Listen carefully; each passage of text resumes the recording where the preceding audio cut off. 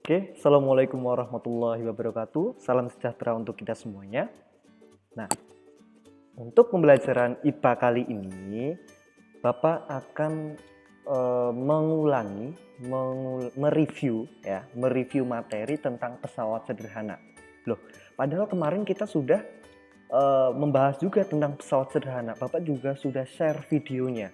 Kenapa sih dibahas lagi? Nah, karena ada beberapa uh, chat ya melalui WhatsApp atau email ke Bapak untuk coba untuk ulang lagi dong Pak materinya. Karena situasi yang seperti ini yang seharusnya kita enak ya bertatap muka dalam penyampaian materinya, cuman dengan kondisi seperti ini mau nggak mau kalian untuk berusaha belajar lebih giat lagi, lebih mandiri, lebih tekun lagi untuk memahami materi. Oke. Untuk kali ini sedikit Bapak akan bantu kita ulang lagi review materi yang kemarin sudah Bapak share lewat video, dan mudah-mudahan ketika nanti akan menghadapi ujian nanti kalian bisa memahami materi tentang pesawat sederhana. Oke. Oke, lanjut saja. Untuk Bapak akan tayangkan video yang minggu lalu sudah Bapak share, kemudian kita cari yang konteks yang penting ya, berupa jenis-jenis pesawat sederhana yang akan kita bahas untuk pertemuan kali ini. Oke, lanjut saja. Oke, Bapak akan cari videonya tentang pesawat sederhana. Oke, ini ya. Oke. Bapak akan ulang lagi. Oke. Ini adalah video yang minggu lalu sudah Bapak share ya. Bisa dilihat di video uploadan di YouTube channelnya Bapak. Oke, usaha dan pesawat sederhana ya. Kita lebih langsung skip saja ya, utamanya ya. Oke, ini. Ya. Pesawat sederhana. Konsep pesawat sederhana ini fungsinya sebenarnya adalah untuk sebuah alat ya untuk memudahkan pekerjaan manusia. Ya. Jadi ketika seseorang dalam kehidupan sehari-hari untuk aktivitas, ketika akan melakukan sebuah kerja atau kegiatan, kita sebenarnya memerlukan alat. Ya. Nah, alat yang digunakan untuk memudahkan kita dalam melakukan kerja, melakukan aktivitas dalam kehidupan sehari-hari, kita sebut dengan pesawat sederhana. Ya. Di sini ada seseorang yang niatnya adalah untuk memindahkan sebuah batu.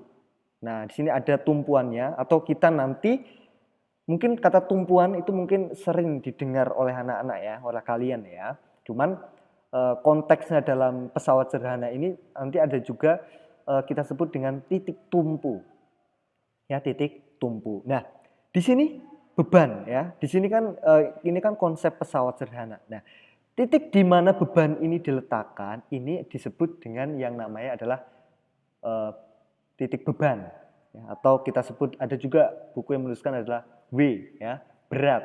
Nah, ketika kita akan memindahkan sebuah batu ini ada papan atau kayu. Nah, titik yang kita pegang ini untuk memindahkan ya, atau kita mengeluarkan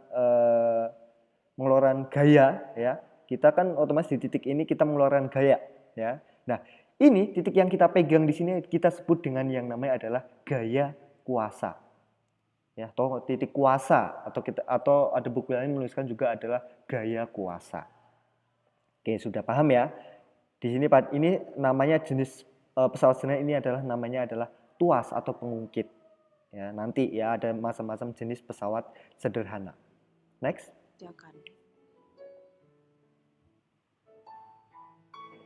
Nah, di sini ada beberapa contoh ya. Ini belum masuk ke jenisnya, cuman ini ada beberapa contoh yang menerapkan prinsip pesawat sederhana.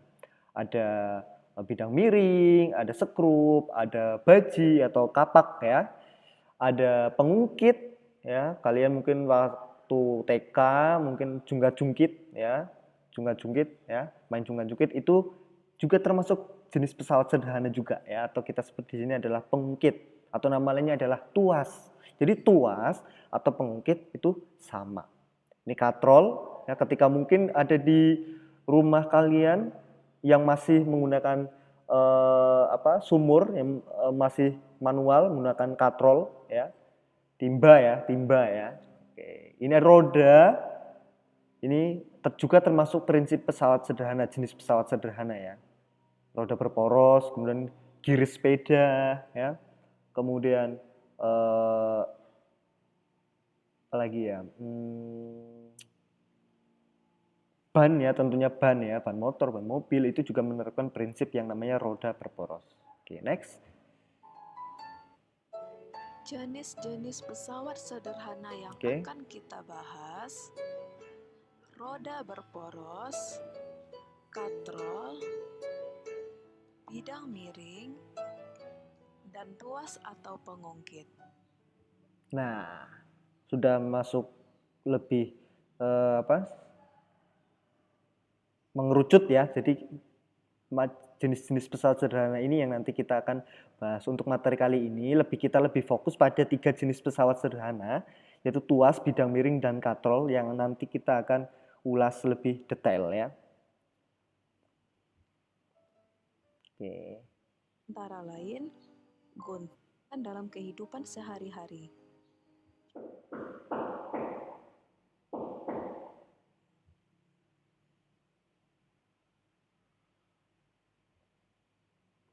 Oke, bentar, wait. Nah. Oke.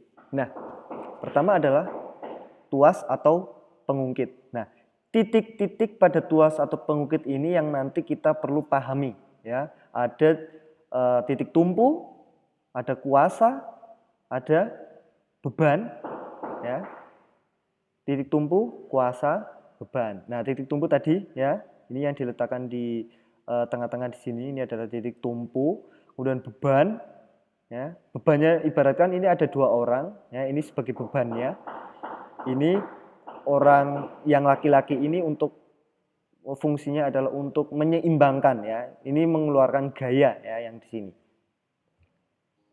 Contoh alat-alat yang merupakan pengungkit antara lain gunting, linggis, Nah, ini. jungkat-jungkit, pembuka botol, pemecah biji kenari, sekop, koper, pinset, dan lain-lain. Nah, ya ini ada beberapa jenis pesawat, jenis-jenis pengungkit ya. Tentunya Bapak akan lebih detail, lebih ringkas saja ya dalam menjelaskan ya. Oke, pesawat sederhana jenis pengungkit ya, pengungkit jenis pertama ini ya. Nah, jenis pertama, tadi kan kalian sudah paham ya titiknya. Ini adalah gaya kuasa, ini tumpuan. Jadi ini antara gaya kuasa dan beban ini jangan kalian terpaku di sini mesti gaya kuasa. Enggak ya. Ini bisa dibalik-balik juga bisa ya. Balik-balik juga bisa. Intinya yang perlu kalian pahami adalah ketika di sini ada titik beban itu adalah tempat di mana titik di mana beban itu diletakkan. Itu disebut dengan yang namanya adalah titik beban atau gaya beban, sama saja. Nah, untuk gaya kuasa di sini adalah titik di mana untuk seseorang atau benda mengeluarkan gaya. Ya, gaya di sini yang fungsinya hanya untuk menyeimbangkan. Ya, prinsipnya yang pesawat sederhana pada jenis pengungkit tuas akan menyeimbangkan atau menyeimbang keseimbangan ya. Ini ketika seimbang ini otomatis mengeluarkan sebuah gaya tumpuan. Nah, ciri-cirinya jenis pertama titik tumpu. Ya, titik tumpu ini di antara gaya kuasa dan gaya beban. Titik tumpunya di tengah. Yang di tengah-tengah adalah titik tumpunya. Contohnya apa titik tumpunya yang di tengah? Contohnya ini, ya. Contohnya jungkat, jungkit. Contohnya adalah gunting. Contohnya adalah tang, ya. Tang itu juga termasuk ya. Oh ya, ini tang, ya. Ini karena titik tumpunya berada di tengah. Ini adalah tempat bebannya. Disinilah kita mengeluarkan sebuah gaya. Kalau yang lain ini bukan ya. Bukan ya kalau yang lain ini. Kayak pinset, kayak penjepit ya, penjepit. penjepit paper ya, ini bukan. Intinya kalau jenis pertama, mungkin jenis pertama yang di tengah-tengah adalah titik tumpu. Ya, titik tumpu. Contohnya gunting, jungkat-jungkit, tang ya. Itu termasuk ya, termasuk contoh tuas jenis pertama. Next. Ciri-ciri tuas jenis pertama, titik tumpu. Nah, lanjut ke tuas jenis kedua. Tuas jenis kedua, dilihat perbedaannya ya. Perbedaannya, lihat, tadi kalau jenis pertama yang di tengah adalah titik tumpunya. Titik tumpunya ini di tengah, itu jenis pertama. Nah, kalau jenis kedua, yang di tengah apa? Yang di tengah adalah bebannya. Ya, yang di tengah adalah bebannya. Ya, bebannya ini di antara gaya kuasa dengan titik tumpu. Ingat, yang bebannya di tengah itu adalah tuas jenis kedua. Contohnya apa? Contohnya ini pemecah kemiri, kemudian gerobak roda satu ya, roda satu ini yang biasa digunakan oleh pekerja bangunan ya. Ini juga termasuk jenis pengukit kedua karena bebannya di tengah. Ini pemecah kemiri juga bebannya di tengah. Terus ada lagi pembuka tutup botol ya. Pembuka tutup botol itu juga bebannya di tengah. Ciri-cirinya jenis kedua yang tengah adalah bebannya yang di tengah. Oke, next. Ciri-ciri. Nah, jenis ketiga. Satu yang di tengah adalah titik tumpu, dua yang di tengah adalah bebannya. Jenis ketiga yang di tengah adalah gaya kuasanya. Ya, yang di tengah adalah gaya kuasanya. Nah, gaya kuasanya ini di antara beban dan titik tumpu. Contohnya apa? Contohnya stapler ya, kemudian pinset, kemudian alat pancing ya, alat pancing. Terus kalian memegang sumpit ya, memegang sumpit itu juga termasuk jenis ketiga. Next. Ciri-ciri. Nah, ini yang paling penting ya, yang paling penting dalam proses pesawat sederhana biasanya adalah untuk mencari keuntungan mekanis. Nah, fungsinya apa sih sebenarnya keuntungan mekanis? Nah, keuntungan mekanis adalah ini artinya adalah sebuah nilai ya. Nilai apa? Nilai yang nantinya untuk menentukan kemampuan suatu pesawat sederhana ini ya. Kemampuan pesawat sederhana ini otomatis karena itu ada nilainya. Nah, semakin besar nilai keuntungan mekanisnya, ya, otomatis semakin mudah kalian menggunakan jenis pesawat sederhana. Ya, contohnya nih, keuntungan mekanis di sini, ya, keuntungan mekanis di sini ada F per B. Ini adalah gaya bebannya, yang tadi ya bebannya, ini beban. Atau dalam buku yang lain juga atau buku paket mungkin juga menuliskan itu W, ya berat. W, satuannya adalah Newton, ya. Itu juga bisa. W per F, ada juga buku yang menuliskan W per F ya, W per F juga bisa. Ya, atau F-nya itu adalah gaya kuasanya. Nah, terus ini apa? LKLB. Nah, LKLB ini LK adalah lengan kuasa. Lengan kuasanya ini di antara titik tumpu dengan gaya kuasa, disebut lengan kuasa. Ya. LB adalah lengan beban. Lengan beban itu di antara titik tumpu dengan gaya beban. Paham nggak? Mudah ya. Intinya kalian amati ini kata-kata terakhirnya, lengan beban berarti berhubungan dengan bebannya ya, gayanya, beratnya. Berarti disebut dengan lengan beban di antara titik tumpu dengan berat suatu benda atau bebannya, beban bendanya. Kalau lengan kuasa di antara titik tumpu dengan gaya kuasa. Oke, Bapak pindahkan biar mudah ya. Oke, makanya keuntungan mekanis juga bisa juga LK per LB. Lengan kuasa dibagi lengan beban. Jadi kalian jangan bingung loh, kita pakainya yang apa?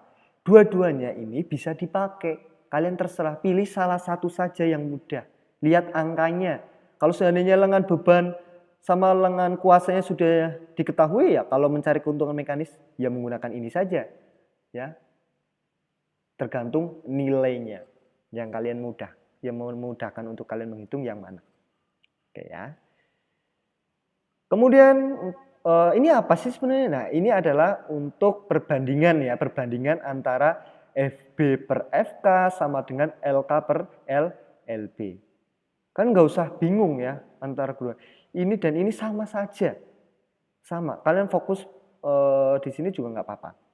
Ya, fokus di sini. Nah, terus ini bagaimana kok ada perbandingan ini? Nah, perbandingan ini sebenarnya hasil dari perkalian silang dari ini, keuntungan mekanis.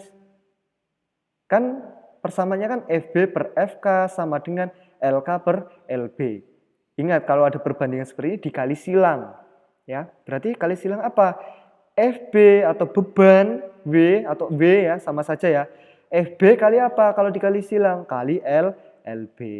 Nih, FB kali LB. Sama dengan FK kali LK. Karena dikali silang ya. Ini FK kali LK. Gaya kuasa kali lengan kuasa. Paham ya? Ini nggak usah bingung. Hasil ini adalah perkalian silang dari perbandingan dari keuntungan mekanis. FB kali LB sama dengan FK kali LK. Oke, paham ya? Biasanya kalau rumus ini biasanya untuk mencari ketika di dalam soal untuk bisa mencari gaya bebannya, berat bebannya, bisa mencari lengan bebannya juga bisa. Ya, kita menggunakan rumus ini. Asal usulnya dari perbandingan dari keuntungan mekanis kemudian dikali silang. FB kali LB sama dengan FK kali LK. Oke, paham ya? Next. Kita dapat mengetahui sampai dengan titik bekerjanya gaya beban. Nah, berikutnya adalah bidang miring ya. Nah, bidang miring ini biasanya diterapkan pada jalan-jalan di pegunungan, ya. Jalan-jalan di pegunungan dibuat berkelok, ya. Ini adalah termasuk konsep dari bidang miring. Kemudian tangga, ya. Tangga itu juga termasuk konsep bidang miring. Skrup, ya, ulir skrup itu juga termasuk konsep bidang miring. Nah, memilih membangun gedung-gedung bertingkat, bagaimana cara dilakukan agar naik sampai lantai atas tentu dibuat tangga dengan kemiringan tertentu. Ya, kalau semakin kemiringannya itu termasuk apa namanya ya, termasuk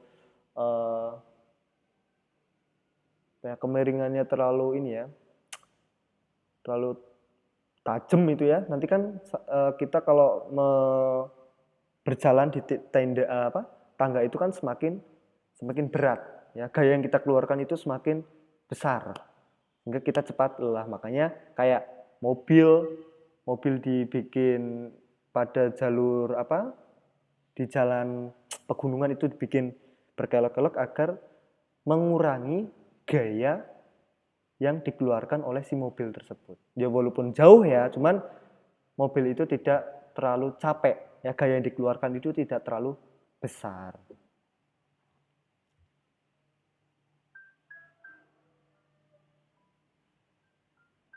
Bidang miring merupakan Nah, lanjut ya. Oke. Langsung ke rumusnya ya. Keuntungan mekanis. Ya, nanti ya sebelum kita masuk ke sini kita bahas di sini. Nah, ini adalah konsep bidang miring. Biasanya bidang miring di sini fungsinya kan memindahkan dari benda dari bawah sampai ke atas di sini ya. Nah, di sini kita harus tahu dulu ini titik-titiknya. H itu apa, L itu apa ya.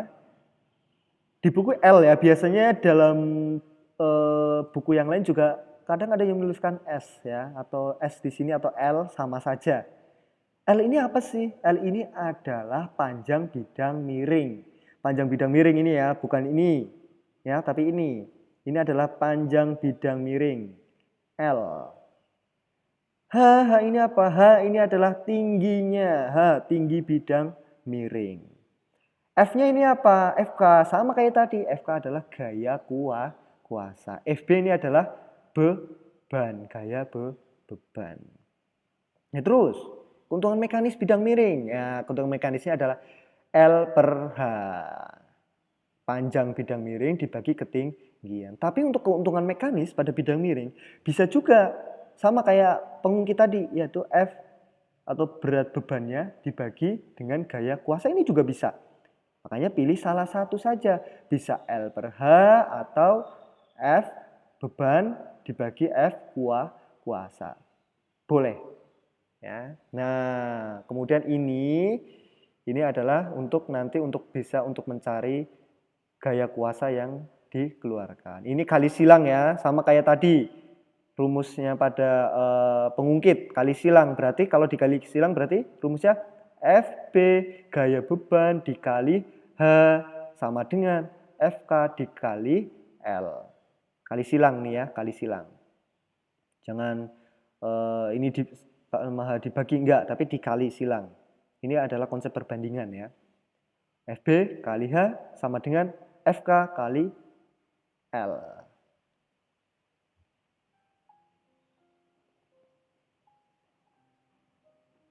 Contoh penerapan bidang miring adalah tangga, sekrup, pisau, dan lain-lain. Nah, ini adalah konsep alat yang bekerja berdasarkan prinsip bidang miring. Pertama adalah papan miring ini ya.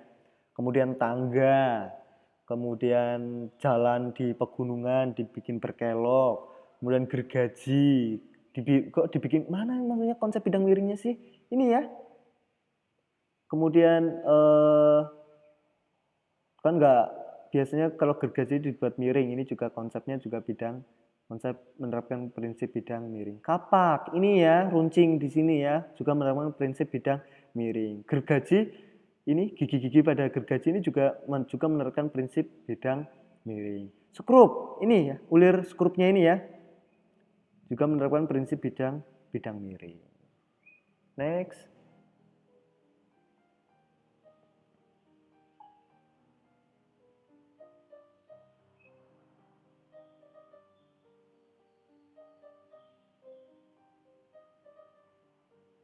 Nah, katrol ya merupakan pesawat sederhana berupa roda yang sekelilingnya dilalui oleh tali atau kawat.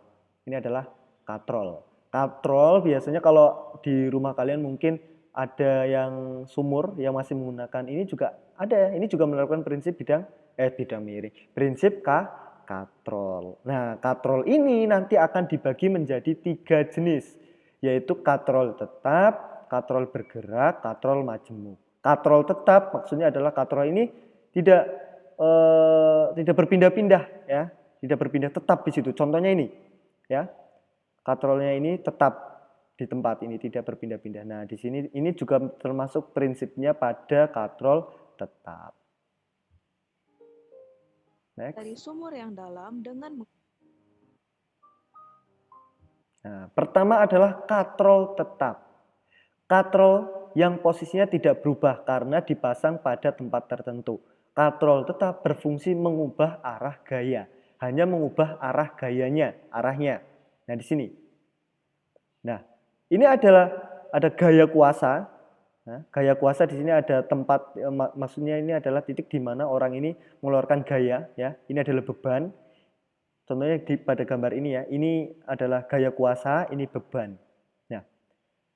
FK sama dengan FB. Maksudnya apa? Gaya kuasa itu sama dengan gaya bebannya. Sehingga apa? Keuntungan mekanisnya nilainya 1. Loh, Pak, ini yang kemarin sebenarnya banyak yang bingung ya. Keuntungan mekanisnya itu maksudnya gimana? Ya, maksudnya apa? Kalau seandainya ada contoh ya, langsung aja ke contoh. Jika beban ini nilainya, gaya bebannya ini nilainya 100 Newton. Berarti berapa gaya yang harus kita keluarkan? Sama. Ya. Nilai gaya yang harus kita keluarkan juga sama, 100 Newton juga. Paham? Karena FK sama dengan FB sehingga sama-sama FK itu sama dengan gaya FB sehingga sama ya. Sehingga keuntungan mekanisnya 1. Kalau ini 200 Newton, berarti gaya yang kita keluarkan juga sama, 200 Newton. 500 Newton, ya sama, gaya yang kita keluarkan 500 Newton. Oke ya, paham ya maksudnya ya. Kalau di sini 50 Newton berat bebannya, ya berarti gaya yang kita keluarkan, gaya kuasanya juga sama, 50 Newton juga.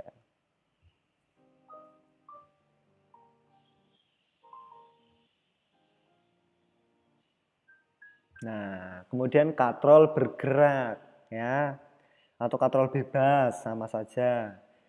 Katrol yang posisinya selalu berubah karena tidak ditempatkan di tempat tertentu. Katrol bebas berfungsi melipat gandakan gaya. Ya, biasanya ini pada flying fox gitu ya. Flying fox ini juga biasanya juga menggunakan hampir mirip seperti ini ya. Oke, keuntungan mekanisnya adalah 2.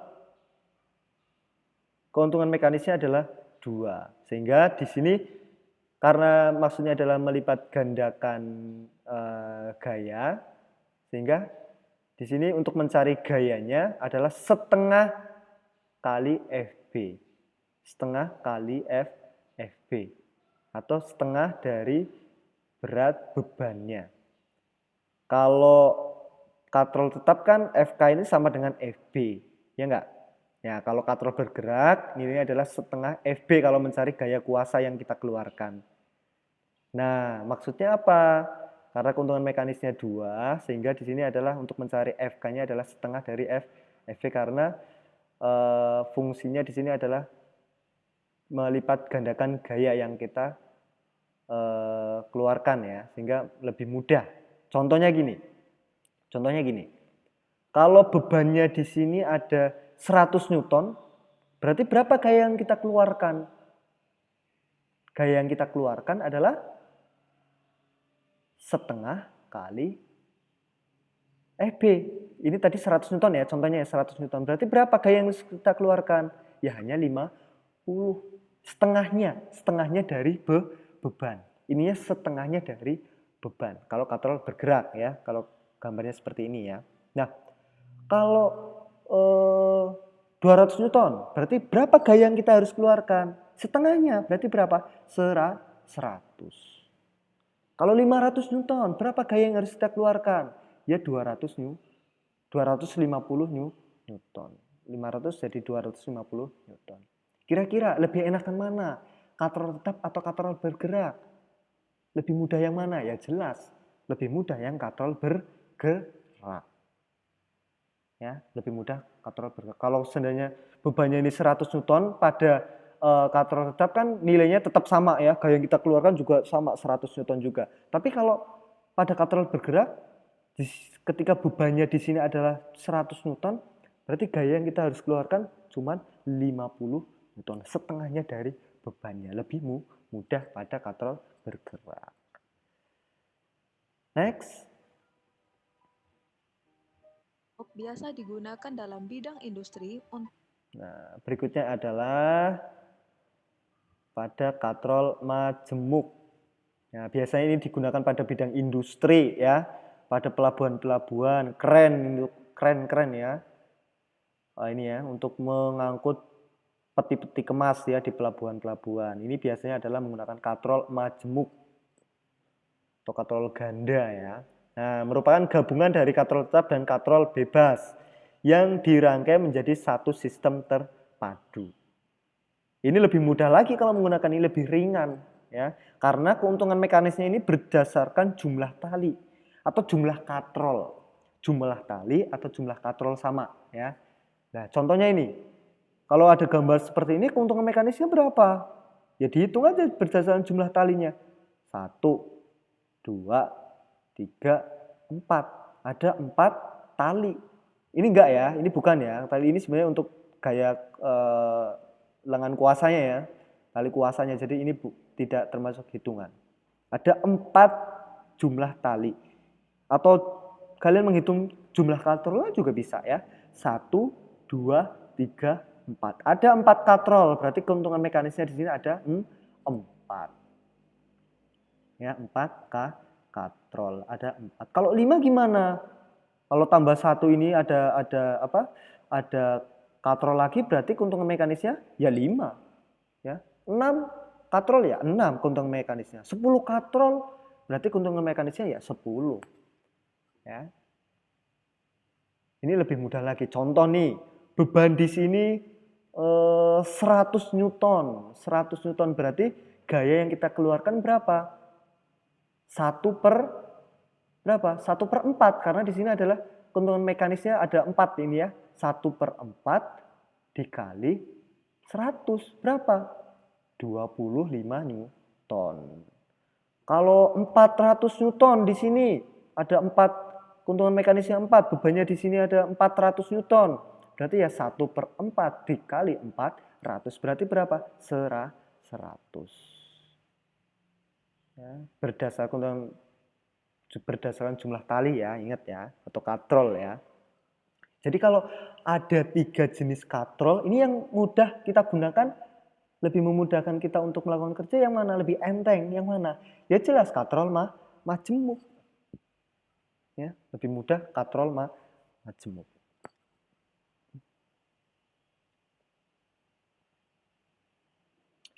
Ya, itu saja dulu ya. Itu saja dulu dalam konsep pesawat sederhana, jenis-jenis pesawat sederhana. Nanti kalau seandainya ada pertanyaan-pertanyaan silakan tulis di komentar juga bisa, atau hubungi Bapak juga lewat chat juga bisa. Silakan Bapak terbuka untuk kalian untuk bertanya tentang materi kali ini. Oke, terima kasih. Mohon maaf apabila ada kata-kata yang kurang jelas ya, bisa tanyakan kembali. Terima kasih sudah nonton video penjelasan tentang pesawat sederhana dari Bapak. Cukup sekian. Assalamualaikum warahmatullahi wabarakatuh. Terima kasih.